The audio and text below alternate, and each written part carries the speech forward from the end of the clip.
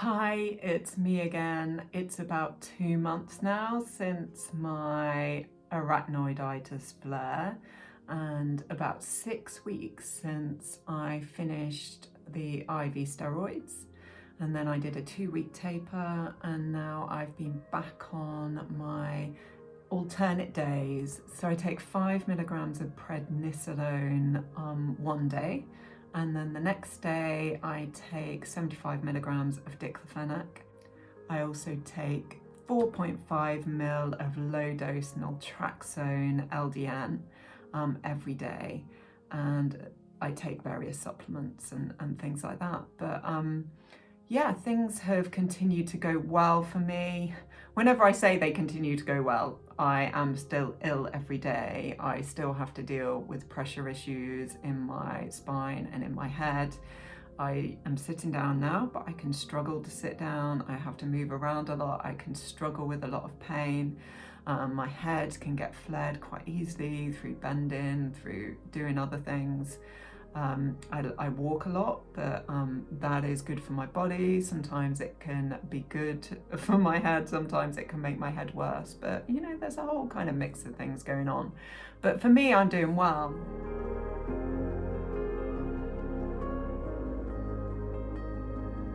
Now, on Saturday, I did have my first COVID vaccine, so that was the AstraZeneca vaccine, and I have to say it did knock me out a bit, and what I mean by knock me out, kind of just knock me off my normal, what I can do and achieve. I was more tired, I had more symptoms, I had more kind of head pressure issues, and for me, I always know when things are harder because I can just feel quite overwhelmed, and when that overwhelmed feeling comes, everything just gets harder for me.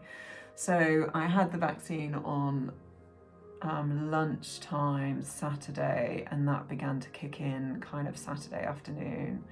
And I would say it didn't start improving really till Monday kind of afternoon. So I could still be up, I could still do stuff, but I was having to rest more in the day, and just everything was feeling a bit harder and more overwhelmed.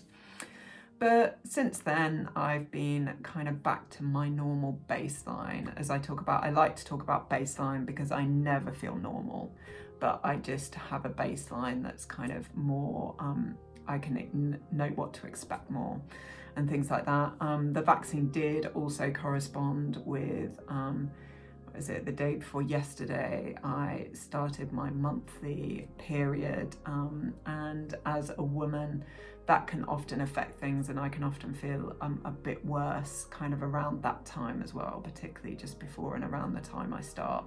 So that may have affected things as well. It may not just have been the vaccine, but yeah, things are doing better now.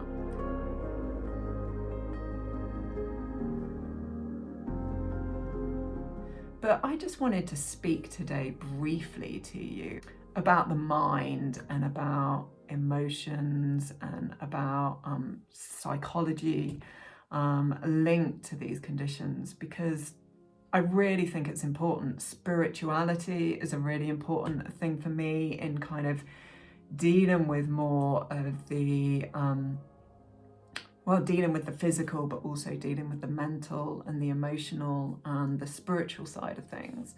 So as many of you might have picked up on, my husband and I are very committed Christians. My husband's actually a minister at our church. He's a pastor.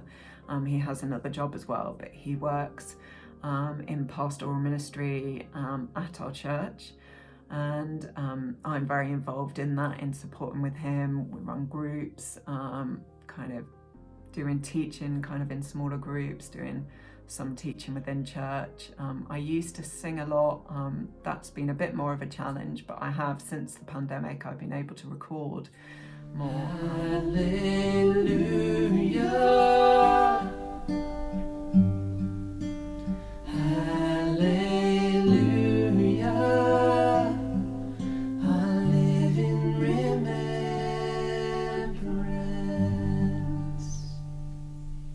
Especially when our whole music and worship team couldn't do that, I did more of that. But that side of things is really important to me, that spiritual, that more holistic side of things. And I just want to encourage people today how important it is to invest in that. For me, having a focus, having an outlook, having a worldview that kind of takes the focus off of me, a worldview that is about focusing on helping other people, advocacy, justice, really helps me to learn how to manage kind of dealing with this condition. My faith, someone asked me recently, how important is your faith to you? And to be honest, it's been everything in knowing how to deal with this condition. It's the thing that has carried me through. You know, when I'm struggling with my mind, when I'm struggling with anxiety, I really, my anchor is my faith. It's to listen, it's prayer, it's Christian guided meditations, it's listening to teaching, it's talking to people, it's getting support, but it's also ministering and helping other people really helps me to get the focus off myself, like I've said before. So as we move forward, I'm doing less videos now, but I do want to do a few videos that talk a bit more about how I manage the illness, more on an emotional, psychological and spiritual level, because I think that is so important. You know, I really do think if we can learn the skills of how to endure these things, then we will be able to deal with them better.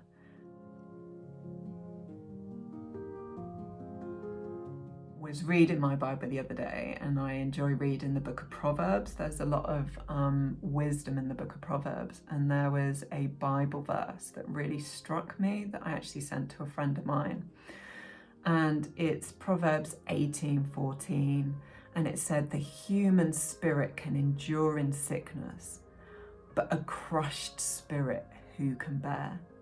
So the human spirit can endure in sickness. It's basically saying we can endure a lot.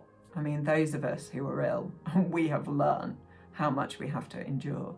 And in many ways, we don't have a choice whether to endure it or not, because as many of us would have gone through during that cycle of grief and pain and possible mental illness, the only other option is to leave this world. And most of us come to realize that isn't an option for us. Suicide isn't an option. But it says the human spirit can endure in sickness. So we can endure, but it says a crushed spirit who can bear.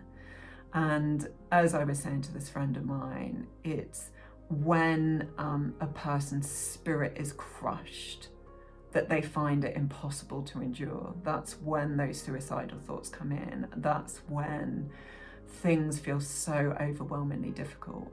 So I want to think about, over the next few weeks and months, I want to bring in some videos that really talk about how I have learned to both endure the physical illness, but also to find a way to find support and help and a way through this experience of a crushed spirit, that kind of discouragement, that despair, that despondency. So I look forward to doing that as the weeks go on.